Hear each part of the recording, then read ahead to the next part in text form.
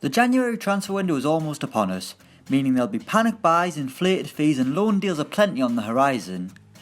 So this week we're going to look at all 20 Premier League teams and find out who is their most expensive signing in the winter window, ranking all 20 teams in order of price.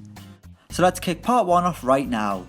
In 20th place is Huddersfield Town, whose record January signing is Natty Wells for a fee believed to be around £1.6 million from Bradford.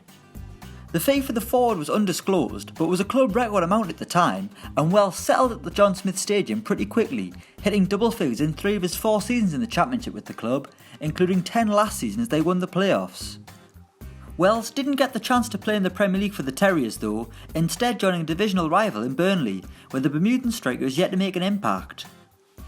In 19th place is Brighton, who have 2 record January signings, with both Glenn Murray and Anthony Knockaert costing £3.5 million in the January window. Both fees were undisclosed at the time, but the lovely fellas at transfermarket.com valued both deals at £3.5 million, so that's what we're going with. Knockaert returned to England with the Seagulls in 2016 and immediately showed off the talents he displayed at Leicester, while Murray made his loan spell permanent from Bournemouth in January 2017, scoring 23 goals as Chris Hughton's side achieved promotion. In both cases, small money well spent. In joint 17th place we've got Swansea City, whose record January rival is Alberto Paloschi, who cost £8 million from Chievo in 2016. To be fair, no one would blame you if you forgot the Italian had signed for the Swans, we'd forgot all about him. Paloschi would make just 10 appearances for the Welsh club, scoring twice before heading back to Italy that summer to join Atlanta.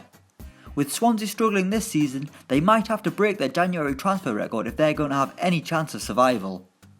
Also in 17th place is Watford, who have joint record January signings with both Abdoulaye Doucouré and Adalberto Penaranda costing £8 million from Rennes and Udinese respectively. We'll start with Doucouré, who has been absolutely sensational this season for the Hornets, having failed to inspire any confidence last season. The Frenchman now looks a proper bargain, helping Marco Silva's side to a fantastic start of the season. As for Penaranda, he's been a part of the Pozzo family triangle since 2015, having played for Udinese, Watford and Granada, with the latter being just a loan spell. The little Venezuelan is yet to play for the Hornets, spending this season on loan at Malaga, but some of you may have seen the forward appear in the Under-20 World Cup final against England. In joint 15th place is Bournemouth, who paid Wolves £10 million for Benik Afobe back in January 2016. An Arsenal Academy graduate, Afobe had proven he can score goals in the Football League during a loan spell with MK Dons, then permanently at Wolves, but he maybe wasn't worth the £10 million Bournemouth spent on him. The Cherries needed to add goals to keep them in the Premier League, and while Afobe only scored 4 times in 15 games once he arrived, Eddie Houseside avoided the drop anyway.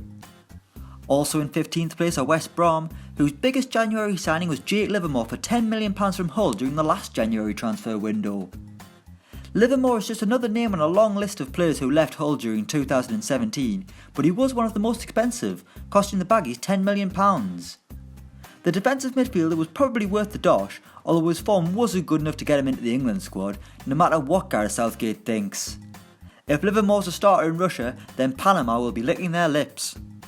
In 14th place is West Ham, whose most expensive January rival is Robert Snodgrass at £10.2 million. Another departure from Hull last January, Robert Snodgrass had performed heroics for the Tigers in the first half of the season, so there were multiple teams interested in the Scottish winger. Almost a year on, West Ham will wish someone had outbid them, as Snodgrass didn't get anywhere near his top level with the Hammers and was disposed of this summer, sent back to the Championship with Aston Villa on loan. Yet another transfer that West Ham have got wrong in recent years. In 13th place is Newcastle United, who have joint most expensive signings in January, with both Andros Townsend and Jonjo Shelvey costing £12 million in 2016. The Magpies were spiralling towards relegation, so manager Steve McLaren looked for reinforcements in January, bringing in marquee players Shelvey and Townsend. While both players performed well during the second half of the season, they were still unable to keep Newcastle in the Premier League.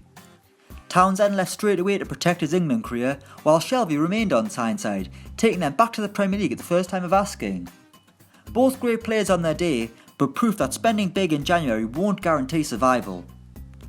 In joint 11th place is Crystal Palace, who spent £13 million on Luka Milivojevic, arriving from Olympiacos last January.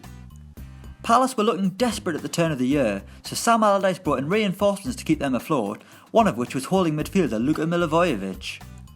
Almost a year on and the Serbian is now playing under his third manager at Selhurst Park and is once again in another relegation battle. But at least he helped keep them up last season, as expensive as he seemed. And to end part 1, also in 11th place is Burnley, who forked out £13 million for Robbie Brady from Norwich last January. Another transfer from the most recent January window, Robbie Brady fits straight in at Turf Moor with his hard work and attitude, but also added a touch more quality to Burnley, with his wonderful left foot providing top class crosses for the Clarets forwards. It was an expensive transfer for a club like Burnley, but the kind of deal they had to press on with if they were going to establish themselves as a stable Premier League club, which they're doing with ease this season. So that's the end of part 1. Join us later in the week for part 2, where we'll count down the final 10 clubs' biggest January transfer. Let us know which deal was the best out of the ones we've discussed already in the comments below. Thanks for watching, and don't forget to like, share and subscribe.